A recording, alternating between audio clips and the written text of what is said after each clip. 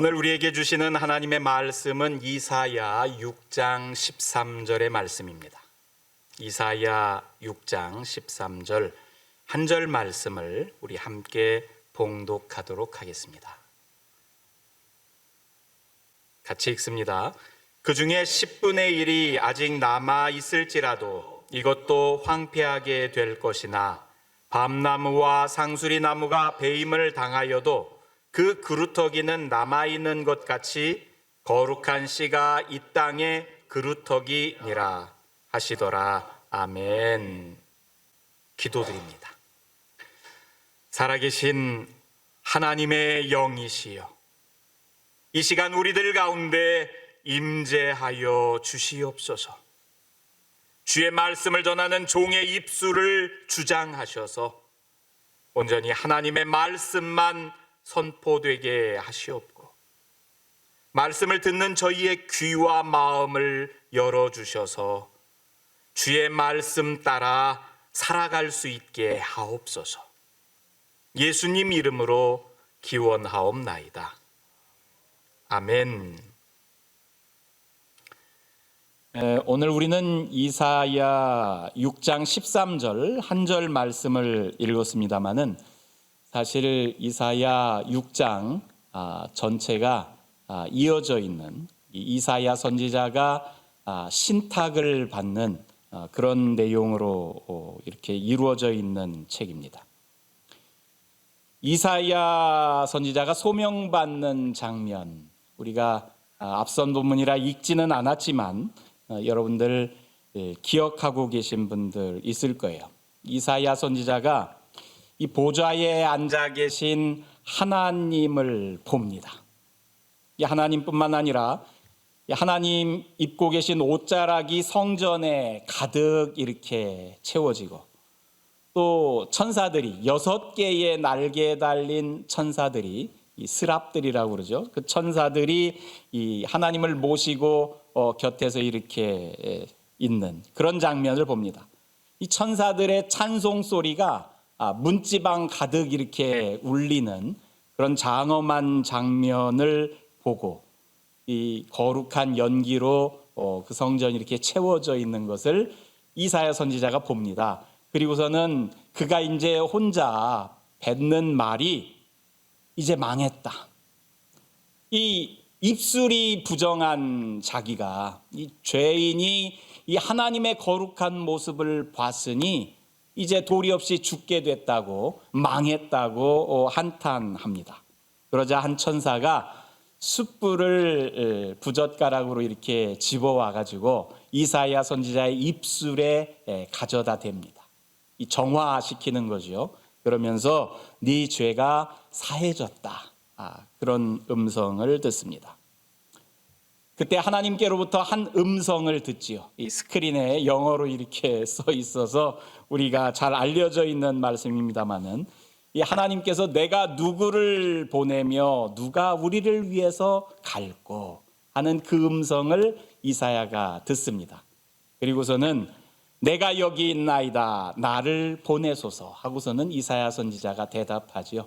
여러분, 보통 신학교 졸업식장에서 많이 이렇게 설교로 이 학교 총장이 전하는 메시지입니다. 내가 여기 있나이다, 나를 보내소서. 이걸로 여러분 찬송도 많죠. 영어 찬양도 있습니다. Here I am, the Lord, 그러면서 Please send me, Lord, 그런 찬양들이 있어요. 미국 이 젊은이들이 이렇게 많이 부르는 찬양인데, 내가 여기 있습니다, 나를 보내소서. 여기까지는 우리가 잘 압니다. 이사야 선지자가 처음 이렇게 신탁을 받으면서 소명을 품는 그런 대목이죠.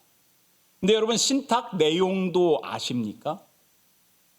나를 보내주세요 하고서 이야기를 이사야가 이렇게 하는데, 어떤 메시지를 하나님께 받아서 어떤 메시지를 가지고 나아가는지, 여러분 그 신탁의 메시지를 기억하십니까? 뒤이어서 나오는 6장의 후반부는 이 신탁의 내용들로 채워져 있어요. 그 신탁의 가장 마지막 앞부분을 우리가 오늘 성경 봉독으로 같이 읽은 말씀입니다. 여러분, 신탁 내용은 이렇게 돼 있습니다.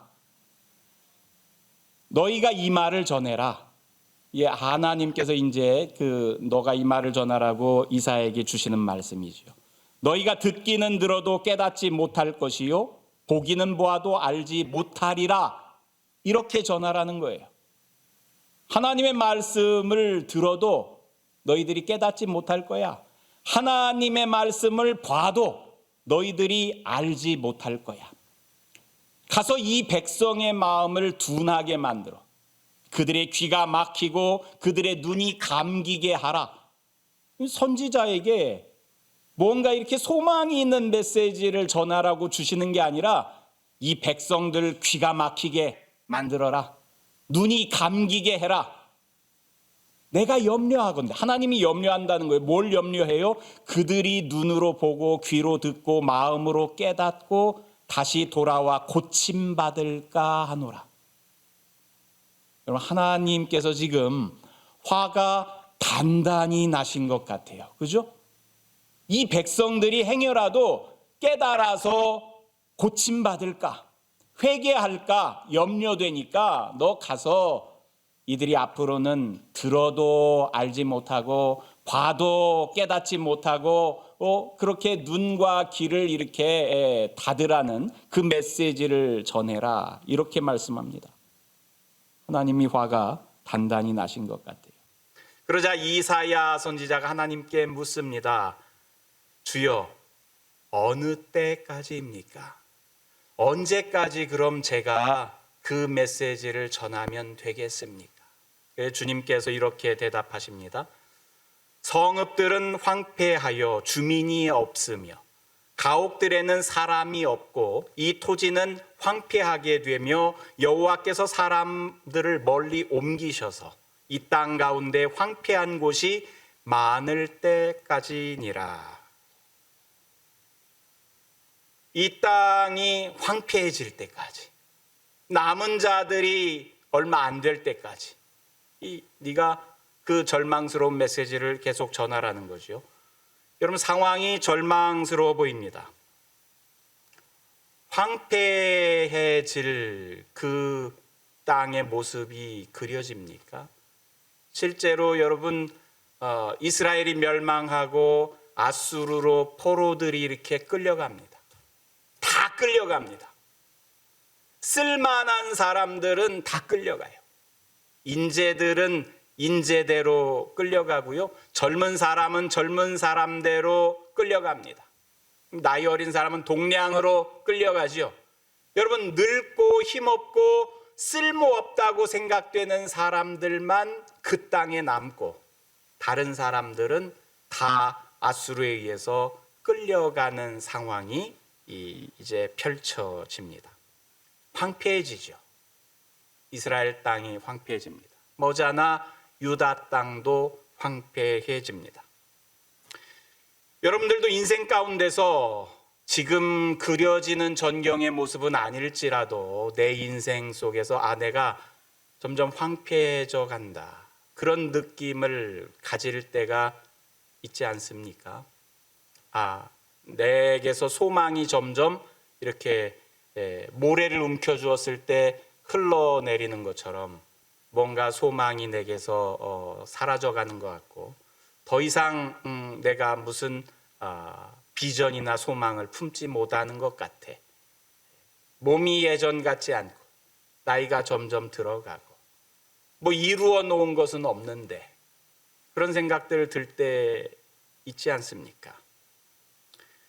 공동체를 이렇게 함께 봐도 그런 느낌이 들 때가 있습니다. 여러분, 공동체가 점점 황폐해지는 느낌을 받습니다. 작아지죠. 공동체가 작아지는 것 같아요.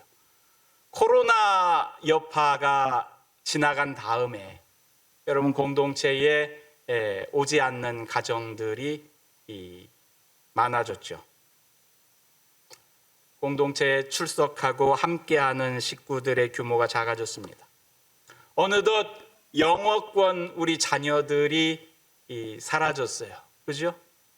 우리에게서 영어권이 이렇게 함께 예배를 드렸었는데, 그 영어권 모임이 활성화된 곳으로 이렇게 찾아서 간다고 이 영어권 멤버들이 저마다 흩어져서 이 교회 저 교회로 EM이 활성화된 곳을 찾아서 떠나갔습니다. 영어권 자리가 황폐해졌죠. 주일학교도 사라졌습니다. 그죠? 둘러보면 우리 연세 드신 분들이 이렇게 점점 많아지고 젊은 사람들이 사라졌어요. 아이들을 양육하고 아이들을 키우던 자녀들을 있는 가정이 뭐 코로나 때문이기도 하고 또 자녀들이 있는 이 주일학교들이 활성화된 곳을 찾아서 떠나가면서 주일학교도 사라졌습니다. 주일학교가 있던 자리도 황폐해졌어요. 또 옆자리에서 같이 예배드리던 분들, 돌아간 분들이 많아요. 재작년에 장로님들 2분이 가시고 또 그 전에 여러분 또 장로님들도 가시고 우리 김경숙 자매도 갔고 떠나간 분들이 많아요. 그러다 보니까 공동체 규모가 점점 작아지는 것 같아요. 그러다 몇 주 전에는 또 이렇게 한 지체가 독립해서 나갔습니다.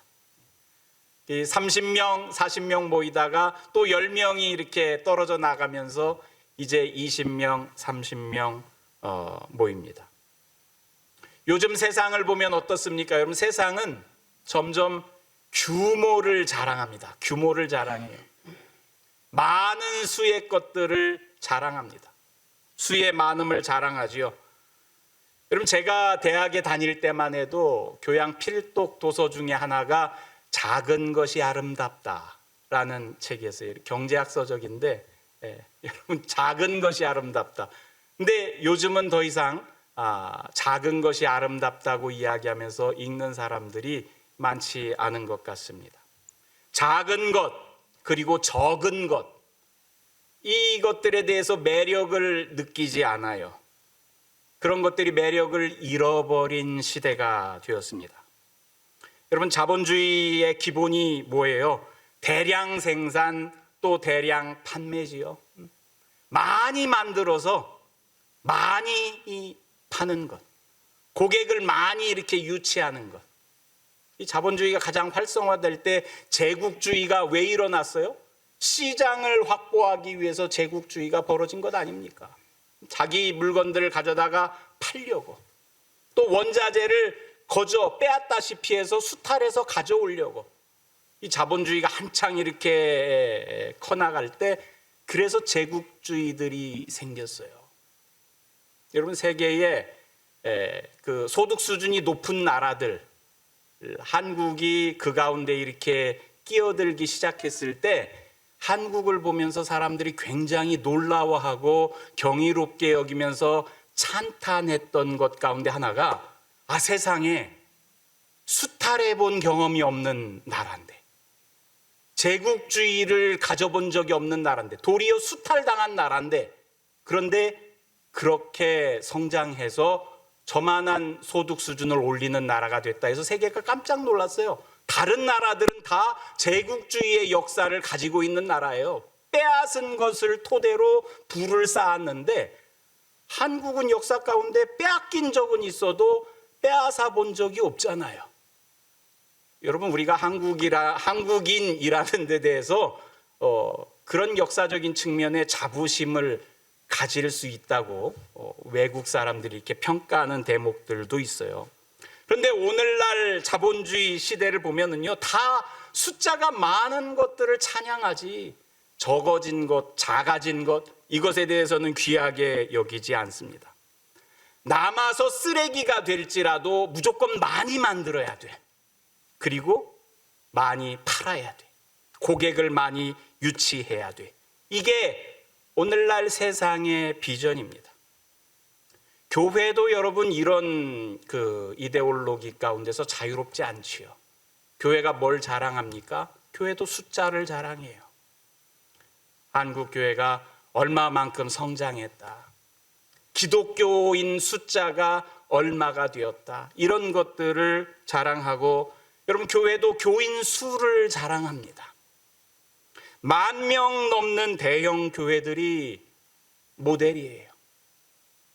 교인들도 여러분, 무슨 여의도 순복음교회에서 결혼을 했어. 그게 무슨 자랑입니까? 나 영락교회 출신. 여러분, 그게 무슨 자랑이요? 큰 교회 나왔어. 그게 왜 자랑의 이유가 됩니까? 여하튼 저는 잘 모르겠는데 그게 성도의 자부심으로 이렇게 여기면서 그걸 자부심처럼 간직하고 계신 분들이 있어요. 우리 모두가 대형병이라고 이야기할 수 있을 만한 그런 병에 이렇게 걸린 것 같아요. 그리고 그 대형이라고 하는 것에 자신이 속해 있지 않은 것에 대한 또 열등감을 가지고 있는 사람들도 있어요. 당신 어디 교회 다녀요? 그러면은 작은 교회 다니는 사람은 그냥 작은 교회 다녀요. 여러분, 왜 그냥 작은 교회예요? 숫자가 많으면 그게 큰 교회고 숫자가 적으면 작은 교회입니까? 우리가 분명하게 알아야 될 게 있어요. 알아야 될 것. 사람들은 숫자의 크고 많음에 혹하지만 여러분, 하나님은 늘 소수의 관심을 가지셨어요. 고린도전서 10장 5절입니다. 그들의 다수를 하나님이 기뻐하지 아니하셨으므로 그들이 광야에서 멸망을 받았느니라. 다수를 하나님이 기뻐하지 않으셨대요. 사람들은 다수를 좋아하는데, 많은 것, 숫자가 큰 것을 좋아하는데 하나님은 그들의 다수를, 숫자가 많은 것을 기뻐하지 아니하셨어. 그래서 그들이 광야에서 멸망당했어. 여러분, 하나님은 소수에 관심을 기울입니다. 하나님의 비전은 숫자의 크기에 있지 않습니다. 하나님은 창조적인 소수를 찾아서 그 창조적인 소수가 명품처럼, 여러분들 명품 좋아하잖아요. 그죠? 월마트에 가서 많이 있는 물건들 좋아합니까? 명품샵에 가서 한두 개 있는 가방을 좋아합니까?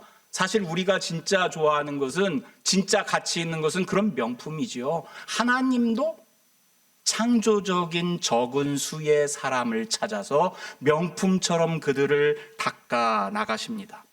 여러분, 예수님은 12명을 명품처럼 제자를 양육했어요. 그 12명을 키우기 위해서 모든 에너지를 다 쏟아부었습니다. 적은 수지만 명품처럼 만들어내는.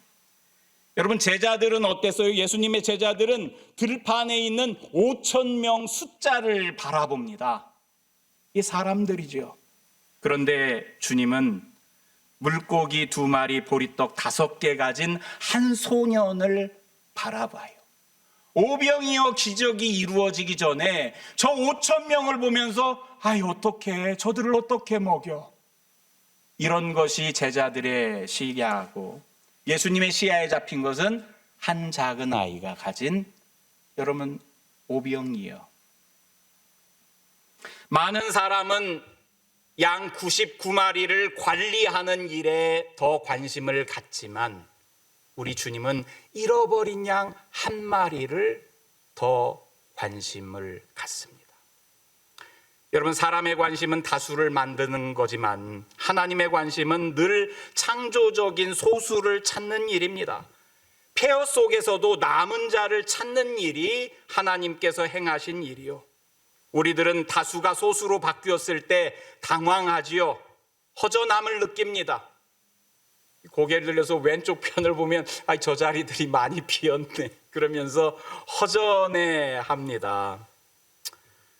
어떻게 하냐, 이 밀물처럼, 이 썰물처럼 이렇게 빠져나간 그 자리를 빨리 채워야지, 이 자리를 빨리 채워야지, 그런 것을 급선무로 생각하지만, 그러나 하나님은요, 허망한 다수를 채우는 것에 우선순위를 두지 않아요. 남아있는 데서 남은 자들을 찾습니다. 이것이 하나님께서 역사를 움직이시는 방법이요. 여러분, 다시 이사야 말씀으로 돌아가면요,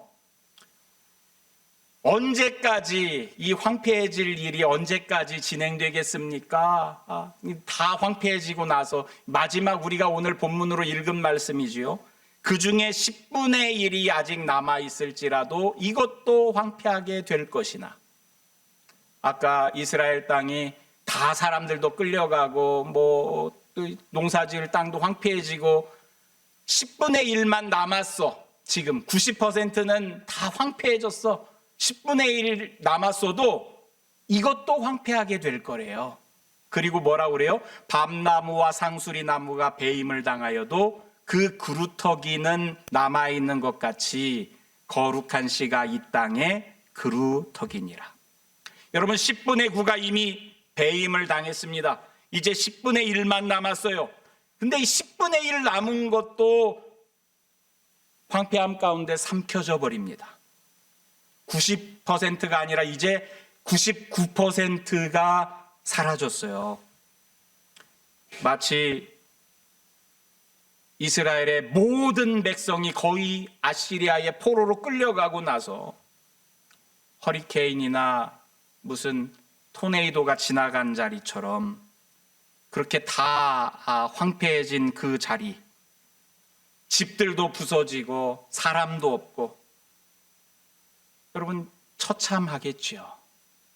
황무지가 된 농토만 남아있는, 더 이상 그것을 뭔가를 생산할 수 있는 사람들이 없는 것 같은 그런 황폐 속에서 하나님이 비전을 하나 이야기해 줘요.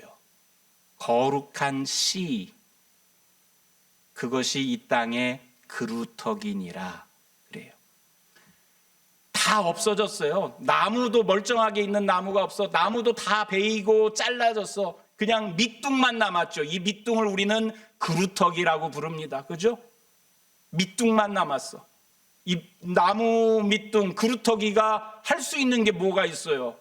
우리 속담 가운데 고목나무에 꽃이 피랴 이런 말, 여러분 이 다 잘렸어. 나무 죽은 거 비석처럼 그냥 덩그라니 서 있는 그 그루터기 하나 남았는데, 이 그루터기가 거룩한 씨래요. 이사야가 이것을 전해줍니다. 여러분, 늦었다고 생각되는 그때에 하나님은 남은 자에 대한 꿈을 꾸는 거예요. 사람들이 많았을 때는 그들의 눈을 닫고 귀를 막고 하나님의 비전을 함께 공유하고 꿈꾸게 하는 것을 허락하지 않다가 다 사라졌어. 이제 소망이 없어. 사람들 사이에서는 그런 말이 나올 때 하나님은 거룩한 씨 하나를 그루터기에서 찾아냅니다. 썩어버린 거목 같은 곳에서 거룩한 씨 하나를 희망이라고 하나님께서 생각하시는 거예요. 여러분, 사람들은 거목이 되는 게 꿈이지만 하나님은 여기서 작은 씨 하나를 이야기를 합니다. 어쩌면 우리 모습이 그루터기 같을지도 몰라요. 볼품 없어진 나이들이 돼 연세가 60이 넘고 70이 넘고 80이 넘고 기력이 쇠하고 이파리들이 다 떨어지고, 여러분 뭐 열매 맺을 만한 나이가 아니잖아요. 뭐 10대 20대도 아니고 내 인생이 볼품없는 그런 그루터기 모습처럼 남겨져 있을런지 몰라. 어떤 분들은 우리 공동체가 EM도 없고 주일학교도 없고 지체도 떨어져 나가고 모이는 사람도 얼마 없고 얼마나 갈 수 있을까 그러면서 그루터기처럼 생각될는지도 모릅니다. 그런데 이 그루터기를 성경은 남은 자라고 이야기해요. 남은 자. 남은 자 신앙이라는 것이 있어요. 하나님은 이 남은 자에 대한 꿈을 꾸십니다. 성경에는요, 남은 자에 대한 이야기로 가득 채워져 있어요. 가인에게 살해당한 아벨을 대신해서 셋이라고 하는 의외의 인물을 하나님이 남은 자로 사용하셨습니다. 여러분, 사람이 죄악이 가득해서 세상을 하나님께서 물로 심판할 때 노아의 가족을 하나님께서 남은 자로 여겨서 사용하셨습니다. 10명의 의인이 없어 멸망당한 소돔과 고모라, 그 속에서도 남은 자들이 있었어요. 롯과 가족들이지요. 이스라엘의 모든 백성들이 가뭄에 죽게 되었을 때 하나님은 요셉을 남은 자로 삼아서 요셉의 가족들, 야곱의 일족들을 이끌어내셨습니다. 여러분, 이집트 왕이 히브리 산파에게 남자아이들 태어나면 다 죽여, 그렇게 명령했을 때 하나님은 누구를 남은 자로 남겨두셨습니까? 갈대 상자에 담겨서 나일강에 띄워진 아이, 누구예요? 모세지요. 모세를 남은 자로, 여러분, 하나님은 이스라엘 백성을 당신의 백성 삼을 수 있도록 하셨습니다. 이게 하나님의 방법이에요. 여러분, 아까 바울 사도가 고린도서에 이렇게 표현했던 것처럼 하나님께서는 다수를 기뻐하지 않으셔. 다수를 좋아하지 않아. 하나님은 남아있는 소수를 여러분 거룩한 씨로 삼습니다. 여러분, 사사기 한번 보세요. 사사기에 보면 미디안 군인이 13만 5천 명이 쳐들어옵니다. 갑자기 13만 5천 명이 쳐들어와요. 군인이. 이 대항할 수 있는 이 이스라엘의 사람들은 3만 2천 명, 3만 2천 명. 이 13만 명이 쳐들어오는데 고작 3만 명으로 어떻게 맞서겠습니까? 그런데 하나님은 3만 2천 명도 많아. 그래서 겁먹고 떠는 그 가운데서 이렇게 10,000명을 돌려보냅니다. 이제 2만 2천 명이 남았어요. 근데 2만 2천 명 중에서도 2만 2천 명을 돌려보내고 10,000명이 남죠. 이 10,000명 남은 가운데서도 10,000명도 많아. 이 가서 물 먹이는데 개처럼 물을 먹는 사람들, 여러분 거기서 또 추려가지고 9,700명은 돌려보내고 300명만 남게 하죠. 13만 명이 넘는 적이 쳐들어오는데 기드온과 더불어서 300명의 용사가 나가서 싸우도록 만듭니다. 하나님은 300명으로 13만 5천의 대군을 이기게 하셨어요. 여러분, 우리는 병력이 얼마나 되냐, 숫자가 얼마나 많냐, 경제적으로 GNP가 얼마나 되냐, 얼마를 버냐, 얼마의 숫자가 모이냐, 거기에 관심이 있었지만 하나님은 늘 남은 자, 그 남은 사람들로 씨를 삼아서 당신의 비전들을 이루어 나가셨습니다. 이스라엘 민족 역사상 어느 때도 민족 전체가 하나님께 충성을 다한 일은 없었어요. 창조적 소수만이 성경의 주인공이 되었습니다. 소수의 남은 자들이 변질된 역사의 물줄기를 하나님 편으로 바꾸어 놓는데 사용되었어요. 여러분, 남은 자, 히브리어로는 쏴알 그러는데 무가치하다, 작다, 그런 의미를 담고 있어요. 여러분, 하나님의 비전은 우리가 무가치하다고 생각하고 작다고 적다고 생각했던 그것에 있었습니다. 하나님의 사람이 버렸던 보잘것없는 모퉁이 돌이, 여러분, 그것이 이 성전의 머릿돌로 삼으신 하나님 아닙니까? 바울이 고린도전서 1장에서 이런 말을 합니다. 형제들아, 너희를 부르심을 보라. 육체를 따라 지혜로운 자가 많지 아니하며 능한 자가 많지 아니하며 문벌 좋은 자가 많지 아니하도다. 하나님이 당신의 교회에 모여있는 사람들 한번 보라는 거예요. 여러분들 중에 지혜로운 자가 있습니까? 우리 얘기죠, 우리 얘기. 여러분들 중에 똑똑한 사람이 있습니까? 여러분, 능력이 많은 사람이 있습니까? 문벌 좋은 사람이 있습니까? 여러분, 그런 사람들이 왜 이민 와서 낯선 곳에서 어렵게 삽니까? 그런 사람들은 다 고국 땅에서 여러분 높은 자리에 앉아가지고 떵떵거리면서 살지요. 이 고린도 교회도 마찬가지지요. 고린도 교회 구성원들 문벌 좋은 자가 없어요. 능력 있는 사람도 없어요. 지혜로운 사람도 없어요. 그런데 하나님께서 세상에 미련한 것들을 택해서 지혜 있는 자들을 부끄럽게 하려고, 약한 것들을 택해서 강한 것을 부끄럽게 하려고, 또 세상에 천한 것들, 멸시받는 것들, 없는 것을 택하사 있는 것들 폐하려 하셨다. 여러분, 하나님께서 택하는 사람들을 보세요. 성경의 어떤 주인공도 스스로가 자기 능력으로 일어선 사람 아무도 없어요. 여러분, 왜 미디안과 맞서 싸울 때 사람들을 다 돌려보내고 300명만 남겨놓습니까? 행여나 자기들 능력으로 우리가 이겼다라고 할까봐 그러죠. 여러분, 하나님을 의지하는 남아있는 사람들, 아무런 볼품없는 그루터기 같은 사람들, 이것에 여러분, 하나님은 거룩한 씨라고 이야기하면서 새로운 소망을 품게 해주셨어요. 여러분, 역사상 최고의 그루터기가 있습니다. 우리의 모델이 되는 최고의 명품 그루터기, 예수님이죠. 멀쩡한 나무를 베어서 사람을 죽이는 십자가로 만들었는데 그 나무 십자가에서 예수님이 그루터기가 되었어요.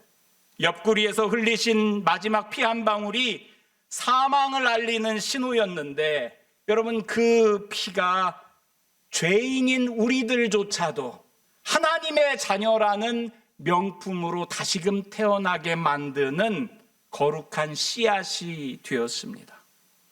여러분, 예수님 가장 약한 모습으로 십자가에서 배임을 당하고 죽임을 당했지만 이분이 바로 거룩한 씨요. 여러분, 이스라엘의 황폐해진 그 아무것도 남아있는 것 같지 않은, 하나님께도 버림받은 것 같은 그 땅에서 그루터기, 그것이 거룩한 씨가 되었는데, 여러분, 이게 예수 그리스도 아닙니까? 여러분, 많은 수가 모인다, 여러분, 장엄하게 큰 소리로 찬양을 드린다, 그것에 여러분 마음 두지 마세요. 예수 그리스도가 우리들 가운데 있으면 그것이 여러분 온전한 공동체요, 거룩한 공동체를 이루는 줄로 믿습니다. 우리를 살리신 거룩한 씨앗인 예수 그리스도, 보잘것없는 그루터기에서도 그 예수 그리스도와 함께 있다면, 그분을 품을 수 있다면, 여러분, 그것이 하나님의 비전으로 움트고 당신의 나라를 일구는 데 소용되는 주님의 도구로 쓰일 줄 믿습니다. 기도드립니다. 남은 자를 찾으시는 하나님, 작은 수라고 볼품없다고 서러워했던 저희들입니다. 내세울 것 없다고 자신 없어 했던 저희들입니다. 약하고 상처 많고 좌절했던 저희들입니다. 그러나 오늘 이 시간 하나님이 찾으시는 남은 자들이 저희들인 것을 깨닫습니다. 이 믿음 가지고 예수 그리스도와 더불어 살아가게 하옵소서. 예수님 이름으로 기도드리옵나이다. 아멘.